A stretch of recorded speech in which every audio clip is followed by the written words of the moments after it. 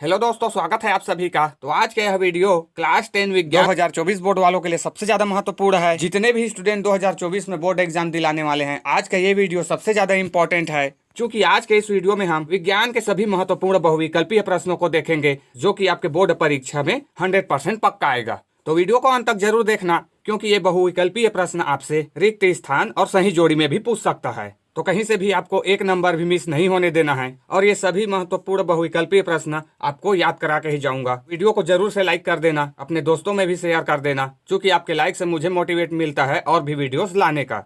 तो आइए आज के इस वीडियो को करते हैं शुरुआत। तो हमें पहला ऑब्जेक्टिव प्रश्न दिया है, जब वॉशिंग सोडा पर तनु HCl डाला जाता है तब उत्सर्जित गैस है। तो जब वॉशिंग सोडा अर्थात धावन सोडा में तनु HCl अर्थात हाइड्रोक्लोरिक अम्ल डाला जाता है तो कौन सी गैस उत्सर्जित होती है? तो ऑप्शन ए में हमें दिया है O2 अर्थात ऑक्सीजन, ऑप्शन बी में दिया है CO2 अर्थात कार्बन डाइऑक्साइड, ऑप्शन सी में दिया है H2 अर्थात हाइड्रोजन, ऑप्शन डी में दिया है उपर्युक्त सभी। तो कौन सी गैस उत्सर्जित होती है? तो इसका राइट आंसर हो जाएगा option B CO2। Washing soda में जब HCl डाला जाता है तो कौन सी गैस उत्सर्जित होती है? CO2 carbon dioxide. चूंकि वॉशिंग सोडा का सूत्र क्या होता है? Sodium carbonate into 10H2O। तो यहां से देखिए, यहां पे क्या आ रहा है? CO3। तो CO3 जो HCl डालते ही ये CO3 टूट जाता है CO2 में। ठीक है, तो जब वॉशिंग सोडा अर्थात धावन सोडा पर तनु HCl डाला जाता है तब कौन सी गैस उत्सर्जित होती है? Carbon dioxide CO2। आइए नेक्स्ट क्वेश्चन देखते हैं। दूसरा प्रश्न दिया है, बांध के पानी में ऊर्जा किस रूप में निहित होती है? बांध के पानी में ऊर्जा किस रूप में निहित होती है? ऑप्शन ए में हमें दिया है स्थितिज ऊर्जा, ऑप्शन बी गतिज ऊर्जा, और ऑप्शन सी सौर ऊर्जा, और ऑप्शन डी कोई नहीं। तो बांध के पानी में ऊर्जा किस रूप में निहित होती है? तो ये इसका राइट आंसर हो जाएगा ऑप्शन ए स्थितिज ऊर्जा के रूप में। क्योंकि बांध में पानी क्या होता है? स्थिर रहता है, स्थिर है ना, तो स्थिर के कारण हो जाएगा स्थितिज ऊर्जा। जिस वस्तु में स्थिति के कारण जो ऊर्जा होती है उसे स्थितिज ऊर्जा कहते हैं। और यही बांध का पानी नदी में आ जाए तो उसमें वो क्या होता है? वो बहते रहता है, तो उस कंडीशन में क्या हो जाएगा? गतिज ऊर्जा। ठीक है, तो ये दोनों कंडीशन याद रखिए। बांध में पानी स्थिर रहता है, इसका मतलब उसमें कौन सी ऊर्जा होगी? स्थितिज ऊर्जा होगी। ठीक है, तीसरा प्रश्न दिया है, अपमार्जक झाग देते हैं। अपमार्जक झाग देते हैं, ऑप्शन ए में हमें दिया है मृदु जल में, ऑप्शन बी कठोर जल में, ऑप्शन सी नदियों के जल में, या ऑप्शन डी उपर्युक्त सभी में। तो अपमार्जक झाग देते हैं किसमें झाग देता है? तो इसका राइट आंसर हो जाएगा ऑप्शन डी उपर्युक्त सभी में। अर्थात अपमार्जक झाग देते हैं मृदु जल में भी झाग देते हैं, कठोर जल में भी, और नदियों के जल में भी। लेकिन साबुन किस में झाग देता है? साबुन के लिए सिर्फ ये मृदु जल होगा फ्रेंड, इसे भी याद रखना, ये भी पूछ सकता है। ठीक है, तो अपमार्जक झाग देता है वो सभी में झाग देता है, कठोर नदियों के मृदु जल में, लेकिन साबुन जो होता है वो सिर्फ मृदु जल में ही झाग देता है फ्रेंड। ठीक है, आइए नेक्स्ट क्वेश्चन देखते हैं। प्रश्न 4 हमें दिया है, मनुष्य की कोशिका में गुणसूत्र पाए जाते हैं। तो मनुष्य की कोशिका में कितने गुणसूत्र पाए जाते हैं फ्रेंड्स? तो हमें ऑप्शन ए में दिया है 20, ऑप्शन बी में दिया है 22, और ऑप्शन सी में दिया है 23, या ऑप्शन डी दिया गया है 24। तो मनुष्य की कोशिका में कितने गुणसूत्र पाए जाते हैं? तो इसका राइट आंसर हो जाएगा ऑप्शन सी 23 फ्रेंड, 23 जोड़ी। ठीक है, मनुष्य के कोशिका में गुणसूत्र पाए जाते हैं कितने? 23 जोड़ी गुणसूत्र पाए जाते हैं। पांचवा प्रश्न दिया है, अधातुओं के ऑक्साइड की प्रकृति होती है। तो अधातुओं के ऑक्साइड की प्रकृति कैसी होती है? तो ऑप्शन ए में हमें दिया है अम्लीय, ऑप्शन बी क्षारीय, ऑप्शन सी उदासीन, और ऑप्शन डी इनमें से कोई नहीं। तो अधातुओं की ऑक्साइड कैसी होती है? तो अधातुओं की ऑक्साइड अम्लीय होती है। तो इसका answer option A he right answer हो जाएगा। अधातु से है अ, अधातुओं की ऑक्साइड अम्लीय होती है। तो धातुओं की क्या होगी? तो धातुओं की क्षारीय हो जाएगी फ्रेंड। ठीक है, अधातुओं की प्रकृति अम्लीय है और धातुओं की क्षारीय होती है। ठीक है, आइए नेक्स्ट क्वेश्चन देखते हैं। प्रश्न 6 हमें दिया है, निम्नलिखित में से कौन सा पादप हार्मोन्स है?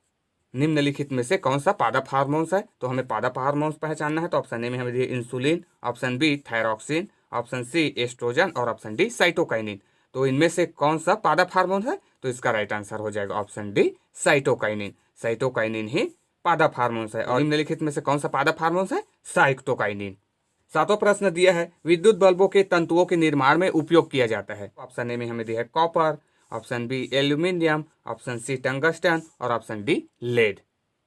तो विद्युत बल्बों के तंतुओं के निर्माण में किसका उपयोग किया जाता है? तो इसका राइट आंसर हो जाएगा ऑप्शन सी टंगस्टन फ्रेंड।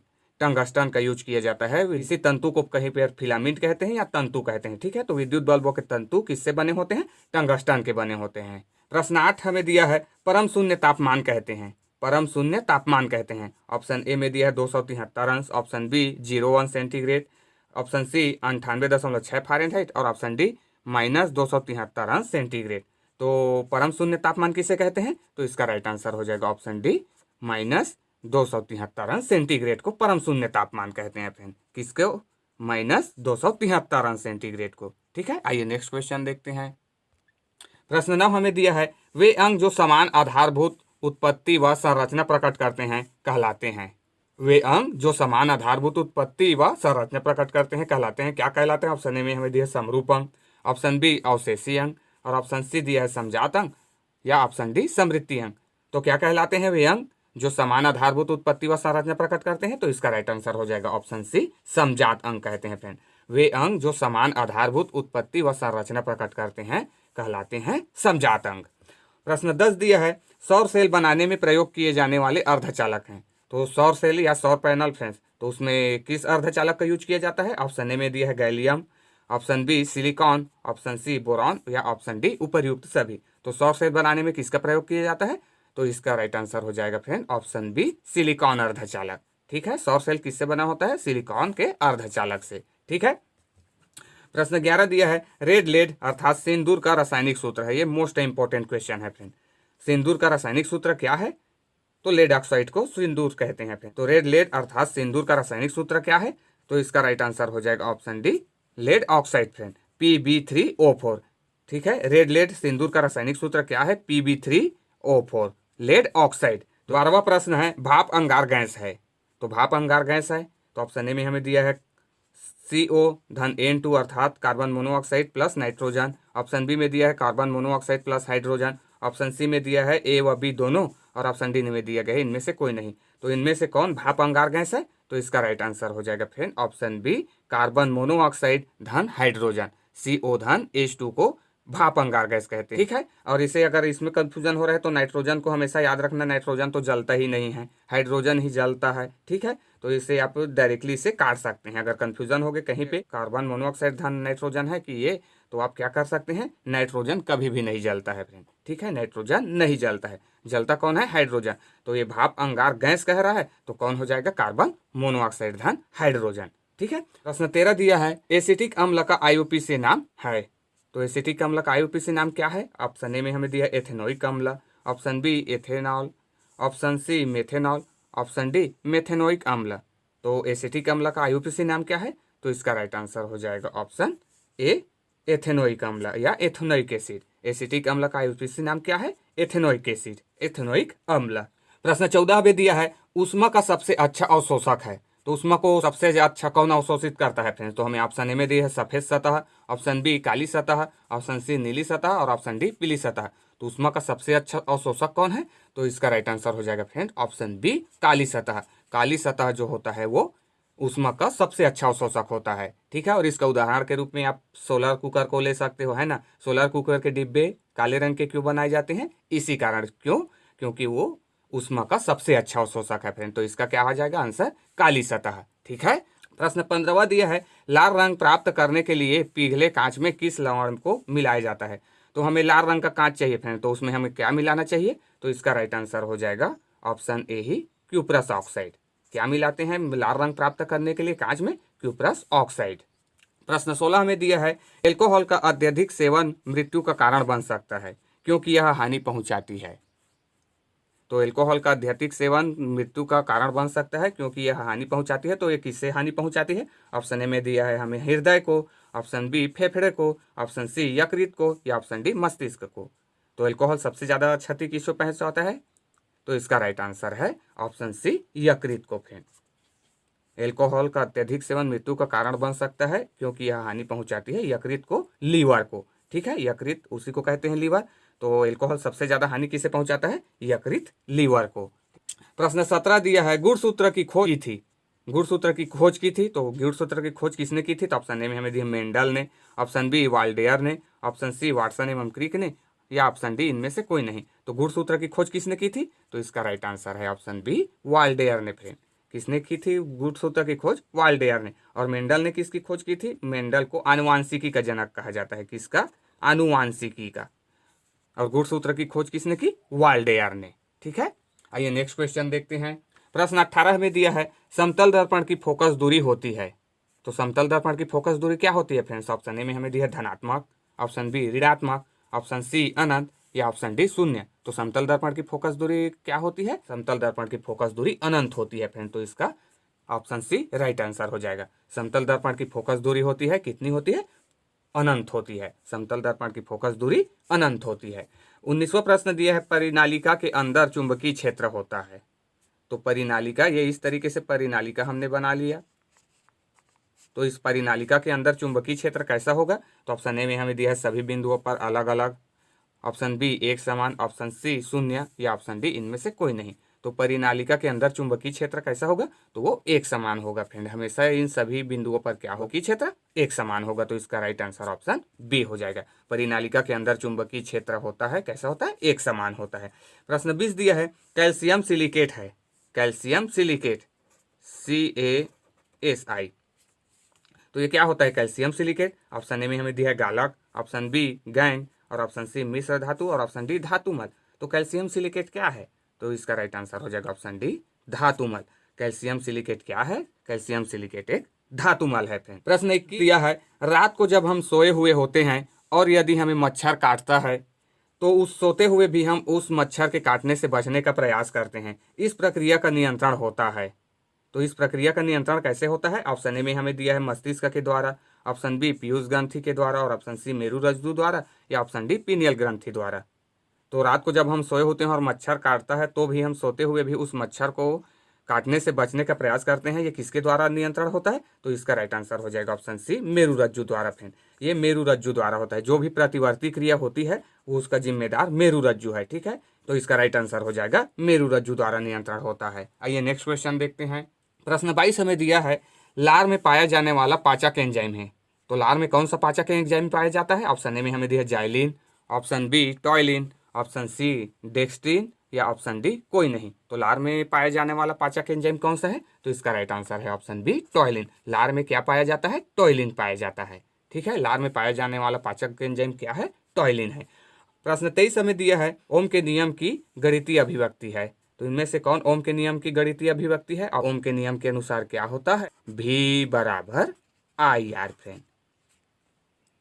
तो यहाँ से देखो कौन सा नियम हमें लागू हो रहा है। यहाँ पे, यहाँ से इस I को पक्षांतर कर देंगे तो V बटे I बराबर में होगा R। तो देखो ये वाला कंडीशन कौन सा दिख रहा है हमें? R बराबर V बटे I। तो यहाँ पे कहाँ है? हाँ, ये ऑप्शन डी है, V बटे आई, R बराबर V बटे आई। तो यही हमारा सही हो जाएगा। क्योंकि ओम का नियम क्या कहता है? यदि हम किसी चालक तार के सिरों पर विभवांतर लगाएं, इस दोनों सिरों पर विभवांतर लगाएं, तो इसमें प्रवाहित धारा उस विभवांतर के अनुक्रमानुपाती होती है, यानी कि V क्रमानुपाती I। और इसका मतलब क्या होता है? अगर हम इसमें इस चालक तार में I को बढ़ाएंगे तो V भी बढ़ेगा, और V को बढ़ाएंगे तो I भी बढ़ेगा।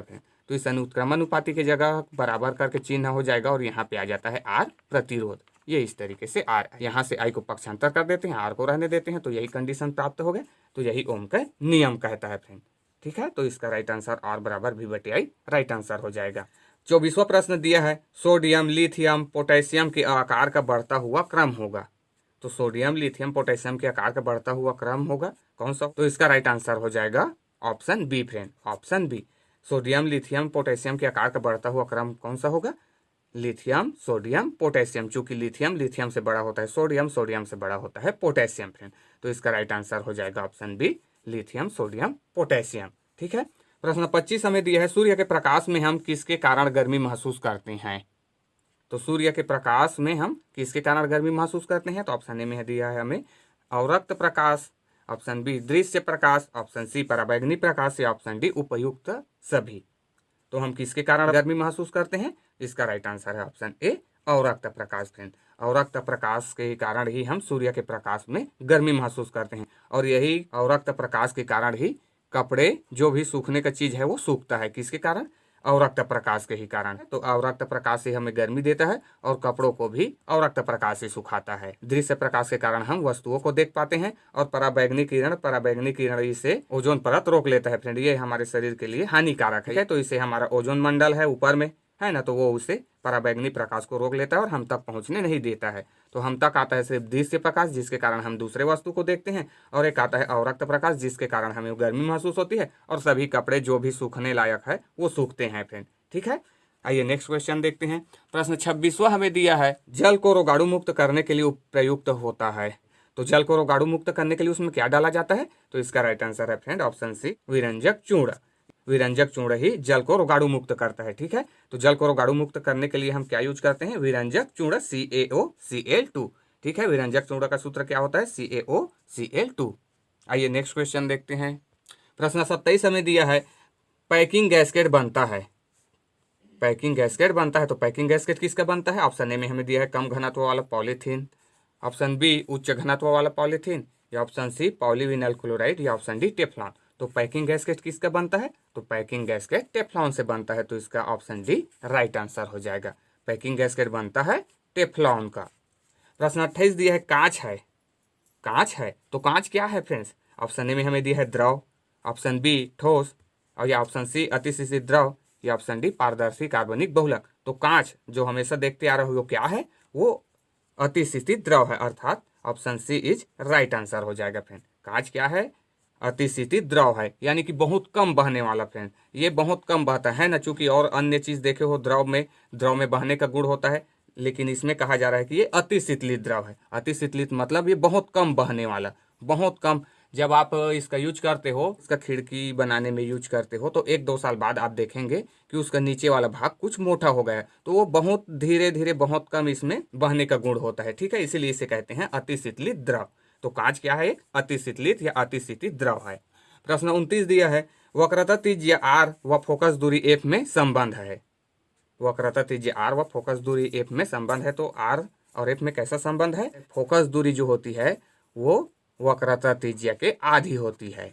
ठीक है, यानी कि F क्या हो गया? फोकस दूरी वक्रता त्रिज्या R के आधी होती है। तो वक्रता त्रिज्या R उसके आधा, यानी कि 2 से भाग दे देंगे। तो यही इसका राइट आंसर होगा। तो देखिए कौन से ऑप्शन में दिख रहा है आपको?